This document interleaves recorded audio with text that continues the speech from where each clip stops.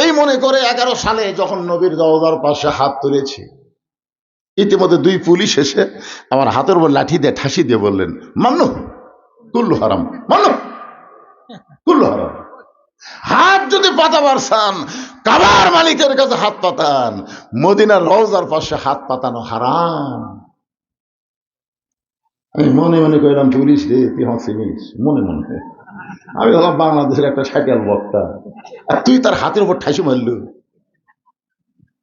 কিন্তু আমার ইমান বললো, মাওলানা তুই ভেজাল দেশের লোক, তোর ইমানের মধ্যেও ভেজাল, তোর আমলের মধ্যেও ভেজাল, আর এরা হলো আসল দেশের পুলিশ। জোরে কোন কথা ঠিক কি না? কি হলো রে? কি আছে কি আছে কি আছে? আচ্ছা খারাপ হয় না তো, কি জন্য খারাপ হবে? এরা যদি একবার খেপা যায়, এই লাঠি লিয়ে দিতে। আমি তো এরকম থামে থেকে কাম করতেছি, আর ওটো না।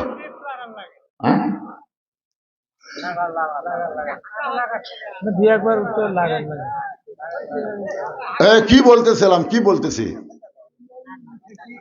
একটু মনোযোগ দিয়ে শুনেন। আজকের ওয়াজের শুরু থেকে শেষ পর্যন্ত কবরকে নিয়ে ওয়াজ হবে, কোন রাজনীতি চলবি না। কিসের অ্যাঙ্গেল?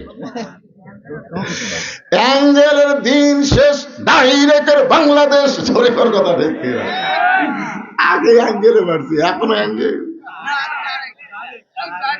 আমি আজ প্রায় 10 বছর থেকে দোয়া করতেছি, আল্লাহ এই অ্যাঙ্গেল আর কতদিন মারবো আল্লাহ।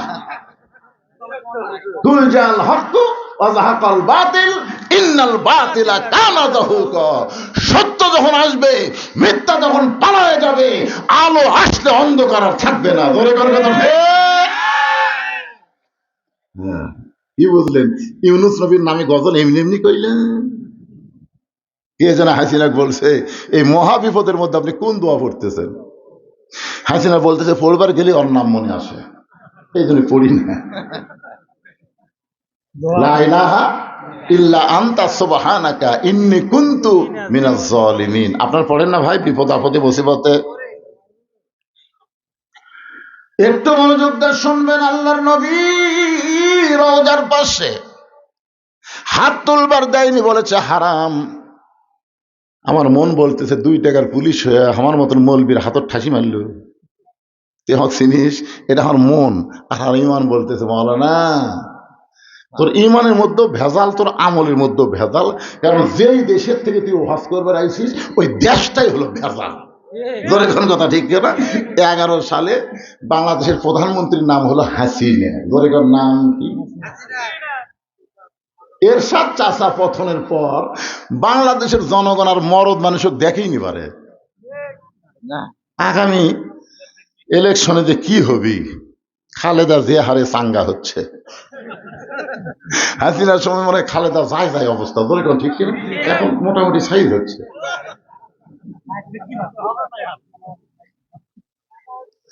আপনারা একটা সিদ্ধান্ত নেন, মা তারাক্তু বাদি আলা উম্মতি ফিতনাতুন আদাররা রাজুল মিনান নিসাই, রাওয়াহুল বুখারী কিতাবুল ফিতান। আল্লাহ রাসূল বলেছেন, আমার পরে আমার উম্মতের জন্য সবচাইতে বড় বিপদ হলো পুরুষ মানুষের জন্য নারী নেত্রী হওয়া। নারী নেত্রী হওয়ার পরে ইন্না লিল্লাহ কোনদিন পড়ছে? এই দেখ, আগামী তার কোন নারীকে বাংলাদেশের নেত্রী আমরা দেখতে চাই না। পুরুষ মানুষ হবে বাংলাদেশের নেতা। ধরে সবাই বলে আল্লাহুম্মা আমিন। একটু মনোযোগ দিয়ে শোনেন। ভেজাল দেশের মানুষ, আমি আলেম হলেও ভেজাল। যেটার প্রমাণ পাইছি জয়তুনের দোকানে গিয়া দোকানদারকে বললাম, ভাই আসল জয়তুনের তেল দেন। যেই কইছি, দোকানদার কর্মচারীকে বলতেছে, হারাম হারাম কুল্লু হারাম। ও আমার ধাক্কা দিয়ে বের করে দিল।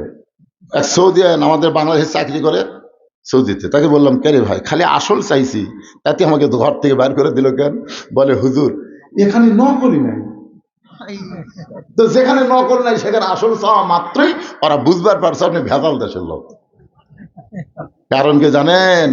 ওই দেশে আল্লাহর আইন চলে, আর বাংলাদেশে মানুষের আইন চলে।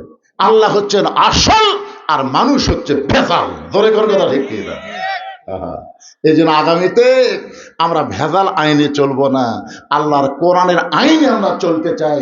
কারা কারা চলতে চান দুই হাত তুলে আমার আল্লাহকে দেখান। লিল্লাহে তাকবীর। হাত নামান। আল কোরআনের আলো